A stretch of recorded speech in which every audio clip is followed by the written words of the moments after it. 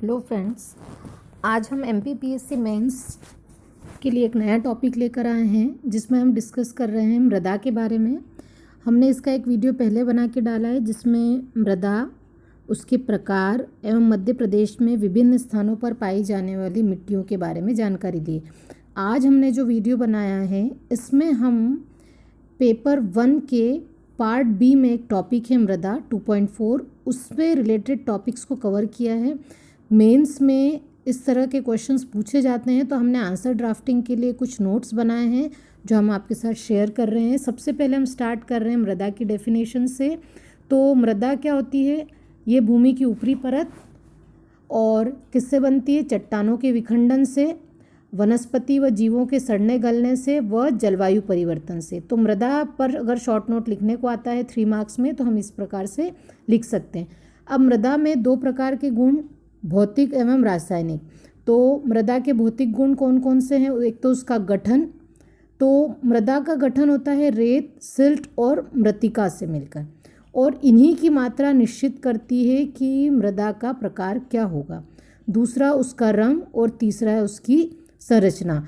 अलग अलग प्रतिशत में मिली हुई रेत, सिल्ट और मृत्तिका की मात्रा उसकी संरचना को या मिट्टी के अलग अलग तरह की संरचना बनाने के लिए जिम्मेदार होती हैं। अब हम आते हैं मृदा के रासायनिक गुण में। तो मृदा के 2 तरह के गुण होते हैं, अम्लीय एवं क्षारीय।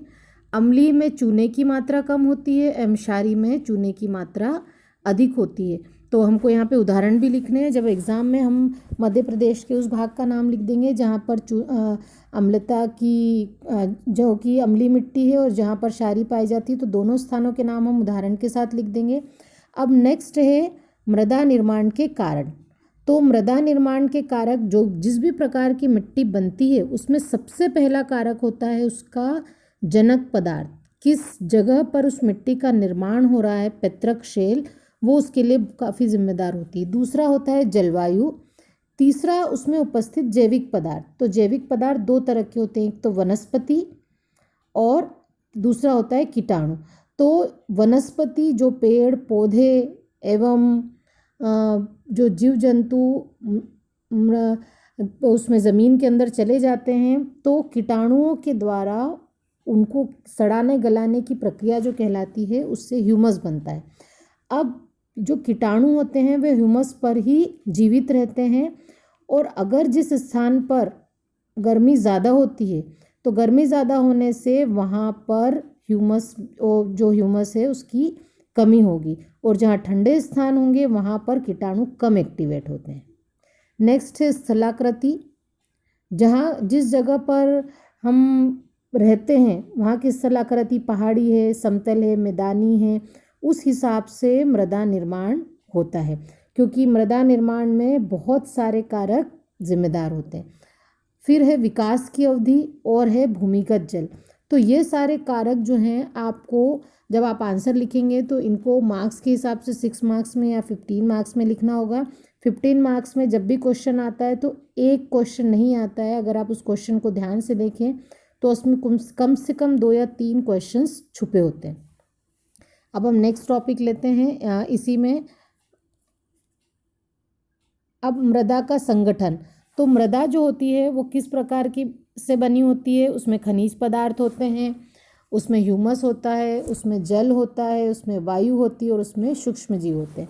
तो किसका कितना प्रतिशत है? तो मृदा में खनिज पदार्थ जो होते हैं वो 40 से 45%, ह्यूमस जो होता है 5 से 10%, और बाकी जल और वायु जो होते हैं वो 25% लगभग, और एक होते हैं सूक्ष्म जीव जो कि कवक और जीव कहलाते हैं। इन सब से मिलकर मृदा का जो संगठन है वो इसमें इन सब का इतना इतना प्रतिशत होता है।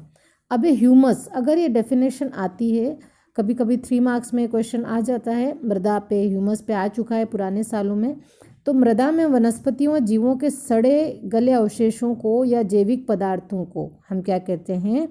ह्यूमस कहते हैं। और इनका निर्माण किसके द्वारा होता है? कवक और जीवाणुओं के द्वारा। जो पेड़ पौधों की पत्तियां गिरती है या जानवरों के जो अवशेष होते हैं, ये जब ज़मीन के अंदर मिट्टी में मिलते हैं तो जो कवक और जीवाणु हैं उनको विघटित करके ह्यूमस का निर्माण करते हैं।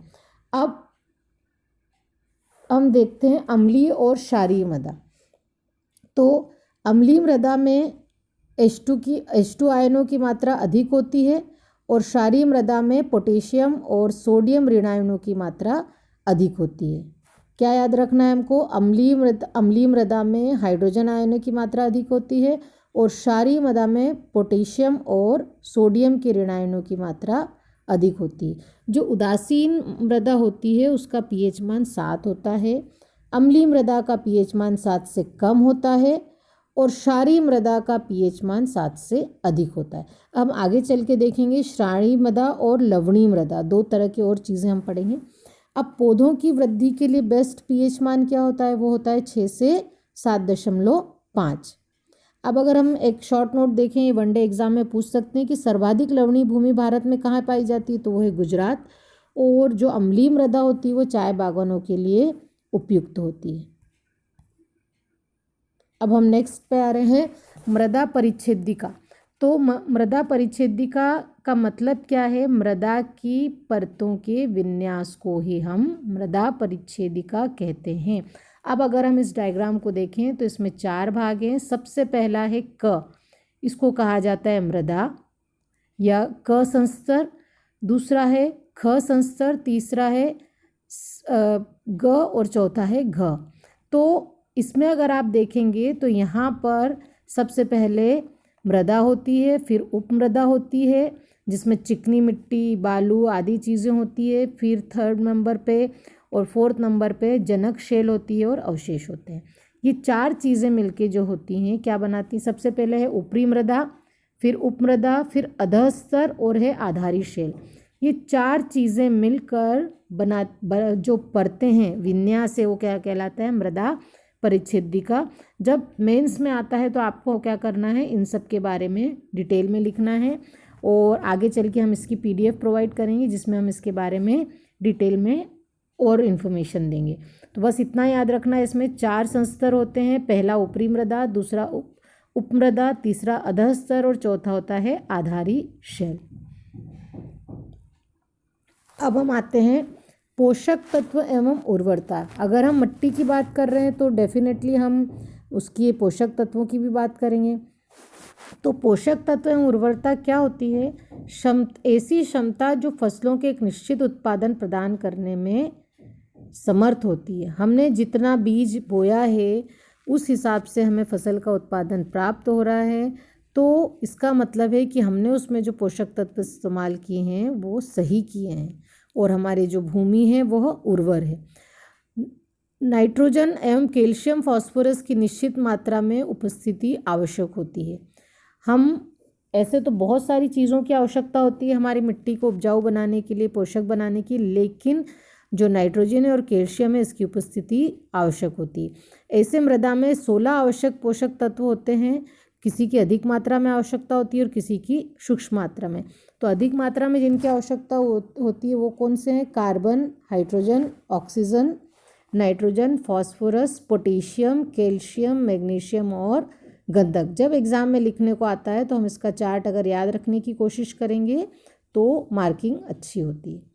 अब सूक्ष्म मात्रा में जिनकी आवश्यकता होती है वो है लोहा, मैग्नीज, बोरान, तांबा, जस्ता और मोलिब्डेनम। ये 16 जो तत्व हैं उनमें से कुछ अधिक मात्रा में आवश्यक होते हैं और कुछ सूक्ष्म मात्रा में आवश्यक होते हैं। अब पोषक तत्व की हमने बात कर ली तो अगला टॉपिक है हमारा समस्याएं। तो समस्याग्रस्त मृदा और उसके परिष्कार। समस्याग्रस्त मृदा क्या होती है? भौतिक व रासायनिक दशा खराब होने के कारण उपजाऊ व उर्वरा शक्ति का ह्रास। जितनी बीज हमने बोए हैं उसके हिसाब से फसल का उत्पादन नहीं हो रहा है, अर्थात हमारी भूमि में कोई समस्या है जिसका निदान करना ज़रूरी है। और दूसरी बात, फसलों की वृद्धि सामान्य न होना भी समस्याग्रस्त मृदा का ही एक कारण है, के कारण ही इस तरह का की फसलें हमें मिलती जिनकी वृद्धि सामान्य नहीं होती। अब इस तरह की जो समस्याग्रस्त भूमि है उनके नाम कौन कौन से? अम्लीय भूमि, लवणीय भूमि, क्षारीय भूमि, जलाक्रांत भूमि और शुष्क भूमि। अब अम्लीय भूमि क्या होती है? जिसका पीएच मान 7 से कम है। इसमें हाइड्रोजन के आयन अधिक होते हैं, कार्बनिक पदार्थ अधिक मात्रा में होते हैं और अधिक वर्षा वाले क्षेत्रों में यह इस तरह की भूमि पाई जाती है। यहाँ पर सोडियम आयनों की कमी होगी, डेफिनेटली अगर हाइड्रोजन आयन अधिक है तो सोडियम आयनों की कमी होगी। अब अम्लीय भूमि को सुधार करने के लिए चूने का प्रयोग किया जा सकता है। और भी कुछ चीज़ें हैं सुधार के लिए दी हुई हैं, जैसे क्षारीय उर्वरकों का प्रयोग, उत्तम जल विकास, पोटाश का प्रयोग, अम्लीय फसलों का चुनाव। जिस तरह की भूमि है उसी को सूट होती हुई फसल अगर हम बोएं तो हमारी आधी समस्याएं खत्म हो जाती है। फिर क्षारीय उर्वरक में सोडियम नाइट्रेट और कैल्शियम नाइट्रेट है, और कैल्शियम नाइट्रेट और NaNO2 है। और पोटाश के प्रयोग में पोटेशियम क्लोराइड हम यूज़ कर सकते हैं या पोटेशियम सल्फेट यूज़ कर सकते हैं। और अम्लीय फसलों का अगर हम चुनाव करते हैं तो हमारी बहुत सारी समस्याएं अपने आप कम हो जाती हैं, जैसे मक्का, जई, ज्वार, तंबाकू, जौ। अब ये थे अम्लीय भूमि। अगली है क्षारीय या लवणीय भूमि। तो जिसका pH मान 7 से अधिक है वो क्या कहलाती है? क्षारीय या लवणीय भूमि कहलाती है। इसकी क्षारीयता अधिक होती है और हाइड्रोजन आयनों का अभाव होता है। डेफिनेटली अम्लीय भूमि से अपोजिट होगा और इसमें शुष्क क्षेत्रों में प्रमुख होती है, प्रमुखतः शुष्क क्षेत्रों में यह पाई जाती है। अब इसका सुधार किस तरह से कर सकते हैं हम? उचित जल प्रबंध से, लवण सहन करने वाली फसल से, अम्लीय उर्वरकों का प्रयोग करने से, नाइट्रोजन युक्त उर्वरकों के प्रयोग से और इसी तरह की फसल लगाने से। सबसे पहली बात तो सूक्ष्मतम भूमि जहाँ होगी वहाँ इस तरह की समस्याएं हमें दिखेंगी, तो हमें क्या करना है उसके सुधार के लिए? उचित जल प्रबंध। फिर इस तरह की फसलें हम बोएं जो कि इसको सूट करती हो लवणीय भूमि के लिए, तो जैसे मटर है, लोबिया है, ये फसलें यहाँ पर बोई जा सकती हैं। फिर है अम्लीय उर्वरकों का हम प्रयोग कर सकते हैं, और जैसे अमोनियम सल्फेट। और नेक्स्ट है नाइट्रोजन युक्त उर्वरकों का उपयोग। तो ये सब चीज़ें क्या करेगी? क्षारीयता को बैलेंस करके भूमि को उपजाऊ बनाती है, उर्वरक बनाती है। अगला है जलाक्रांत भूमि। जल भराव से वायु की कमी हो जाती है और वायु की कमी से पौधों में बीमारियां हो जाती हैं। और भूमि का तापमान सामान्य से कम हो जाता है, क्योंकि हमेशा जल भराव रहता है, मॉइस्चर रहता है, तो तापमान भी सामान्य से कम ही होगा। और भूमि की सतह पर हानिकारक व घुलनशील लवण होते हैं। तो ये हमको समझ में आ रहा है कि जलाक्रांत भूमि ऐसी भूमि होती है जहाँ पर जल का भराव बहुत ज़्यादा होता है, तो जो वायु है वो अंदर भूमि में प्रवेश नहीं कर पाती, जिसके कारण पौधों में बीमारियाँ लग जाती है। और जो भूमि का तापमान भी जल भराव के कारण सामान्य से थोड़ा कम होता है, और उसके साथ साथ घुलनशील लवण भी भूमि की सतह पर ठहर जाते हैं आकर। अब हम कैसे सुधार कर सकते हैं? तो जल की अधिकता सहन करने वाली फसलों का चयन हम करें, जैसे चावल, धान।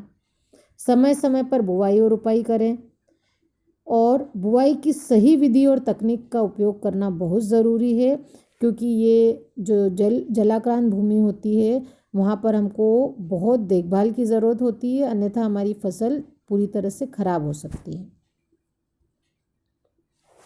अब चौथी प्रकार की भूमि है शुष्क भूमि। तो भारत के 70% भाग पर शुष्क खेती होती है। यहाँ पर तापमान की अधिकता बहुत होती है, तो यहाँ क्या होता है, जो ज़मीन की ऊपरी सतह है वहाँ से वाष्पीकरण हो जाता है और भूमि जो होती है वो ड्राई हो जाती, बुलई हो जाती। तो अब इसको हम कैसे सुधार कर सकते हैं? तो सबसे पहले हम ऐसी फसलें बोएं जिनको पानी की आवश्यकता बहुत कम हो। फिर दूसरा, भू परिष्करण क्रियाओं से पोषक तत्वों की उपलब्धता।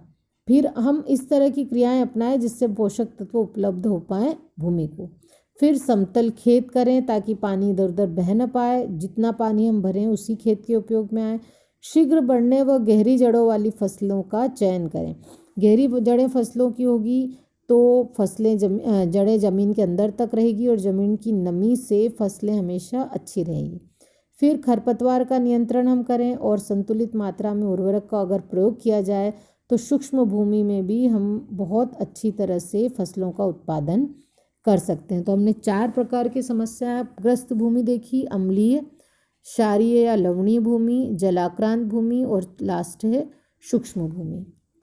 अब हम नेक्स्ट टॉपिक में आते हैं कि मध्य प्रदेश में मृदा क्षरण और ह्रास की समस्या है। तो सबसे पहले मृदा अपरदन के बारे में हमको पता होना चाहिए कि बहते हुए जल या वायु के प्रवाह द्वारा मृदा के पृथक्कीकरण तथा एक स्थान से दूसरे स्थान तक स्थानांतरण। भाई पानी या हवा के कारण जो ऊपरी सतह होती है उससे मृदा अपना स्थान छोड़ देती है और दूसरे स्थान पर चली जाती है। तो इसके कारण धीरे धीरे वहाँ पर मृदा का जो होता है क्षरण होने लगता है और यह कृषि के लिए बहुत ही जटिल समस्या है। कारण इसके बहुत सारे हैं, जैसे वृक्षों की कटाई, बंजर भूमि, त्रुटिफुल फसल चक्र, बार बार हम एक ही तरह की फसल बो रहे हैं। हमें ध्यान रखना चाहिए कि समय समय पर हमें फसलों के चयन में ये याद रखना चाहिए कि रिपीटेटिवली हम एक ही तरह की फसलों को न बोएं। हमको अलग अलग तरह की फसलों को बोकर भूमि का जो संतुलन है सारे तत्वों का वो बने रहे। दूसरा, अगर ढलान वाली भूमि है तो ढलान वाली भूमि में जैसे ही बारिश का पानी या नदियों का पानी आता है तो उसकी ऊपरी सतह, भूमि की ऊपरी सतह पर रहने वाली मिट्टी को बहा कर ले जाता है। तो इस तरह धीरे धीरे वहाँ की मिट्टी बहकर अन्य स्थान पर चली जाती। फिर सिंचाई की जो विधियाँ हैं वो भी अगर हम सही तरह से इस्तेमाल नहीं करते तो उससे भी मृदा अपरदन का एक बहुत बड़ा कारण बनता है। फिर कभी वनों में आग लग जाती है, पशुचारण के कारण भी जो घास है वो वाले क्षेत्र बंजर हो जाते हैं और वहाँ पर मिट्टी को पकड़ के रखने की क्षमता पेड़ों के पास कम हो पाती है क्योंकि ज़मीन खाली और बंजर होती है अधिक चराई के कारण। फिर मूसलाधार वर्षा के कारण भी मिट्टी का बहाव होता है। तो ये सारे कारण मृदा अपरदन के होते हैं। अब इसका प्रभाव हमें देखने को मिलता है चंबल घाटी में, जहाँ गहरे गड्ढों का निर्माण हुआ है और भूमि जो है बहुत असमान हो गई है और कृषि करना किसानों के लिए बहुत मुश्किल हो गया है। अब किस तरह से हम इसको रोकथाम कर सकते हैं, उपाय कर सकते हैं? तो समोच्च रेखीय जुताई करनी है। हमको ये ध्यान रखना है कि इस तरह से रेखीय जुताई करनी है हमको उस पर खेतों में, ताकि जो मृदा अपरदन कम से कम हो पाए। फिर सीढ़ीनुमा कृषि कर सकते हैं हम, घास की पट्टियाँ लगा सकते हैं, बांध बनाना, पेड़ों की रक्षक मेखला बनाना ताकि जड़ें मिट्टी को पकड़ के रखे, वृक्षारोपण करना और अति पशुचारण पर नियंत्रण रखना, ये सब कारण हैं मृदा अपरदन के रोकथाम के।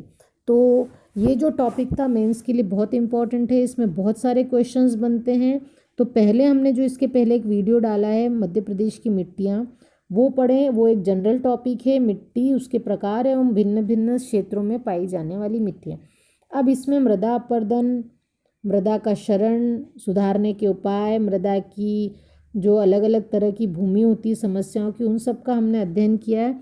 आई होप ये आपको पसंद आएगा। मेंस के लिए बहुत इंपॉर्टेंट टॉपिक है। जब हम मेंस में लिखेंगे तो हम 3 मार्क्स में आएगा तो हमको इसी तरह से लिखना है, 6 मार्क्स में थोड़ा और डिस्क्राइब करना है और 15 मार्क्स में आपको प्रस्तावना और निष्कर्ष के साथ इस आंसर को कंप्लीट करना है।